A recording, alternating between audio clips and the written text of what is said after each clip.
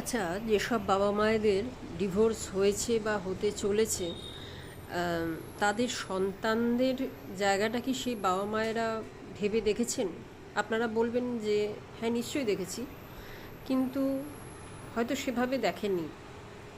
এবার দেখুন, ডিভোর্স কোন লেভেলে গিয়ে করা যায় সেটার একটা বিষয় অবশ্যই রয়েছে, কারণ আজকালকার দিনে মুড়ি মুড়কির মতো ডিভোর্স হচ্ছে, যেটা হয়তো আজ থেকে 10-15 বছর আগেও হতো না।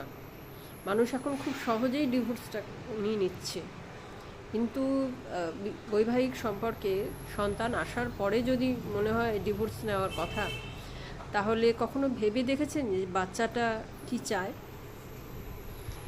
হতে পারে সে বাবাকে যতটা চায় মাকেও ততটাই চায়। হয়তো বাচ্চাটা বাবা বা মা কোনো একজনের কাস্টাডি পেল, কিন্তু যদি বাবার কাস্টাডি পেয়ে থাকে, ও কি চায় না যে সর্বক্ষণ মা আমারও সাথে থাকুক? বা মায়ের কাস্টাডি পেয়ে থাকে, মা যদি কাস্টাডি পেয়ে থাকেন তাহলে বাবা আমার সাথে সর্বক্ষণ থাকুক? ও কি চায় না?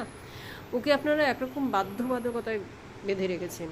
আপনাদের কি মনে হয় ও আর 5টা সাধারণ বাচ্চার মতো মানুষ হবে? বাবা থেকেও নেই বা মা থেকেও নেই। হ্যাঁ, এখন সেই বাবা বা মা যদি সেই সন্তানকে না দেখে বা দেখতে চায়, মুখ ফিরিয়ে নেয়, সেক্ষেত্রে কিছু করার নেই, ঠিকই, সেটা সন্তানকে বোঝাতে হবে। কিন্তু যখন আপনারা শুধু নিজেদের ইগো জন্য বা পারিবারিক কারণে, যে কোনো কারণেই হোক, ডিভোর্সটা নিচ্ছেন, বাচ্চার বিষয়টা কিন্তু মাথায় রাখুন। কারণ আপনারা নিজেদের জীবনটাকে সিকিওর করতে গিয়ে বাচ্চার জীবনটাকে কিন্তু ইনসিকিওর করে ফেলছেন।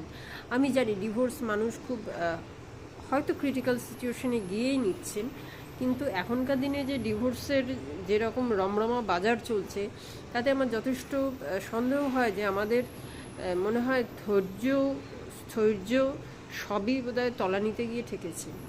এতই যদি ঠুনকো হয়ে থাকে সম্পর্ক, তাহলে বৈবাহিক সম্পর্কে আসার আগে 10 বার কেন 10 কোটি বার ভাবা উচিত ছিল।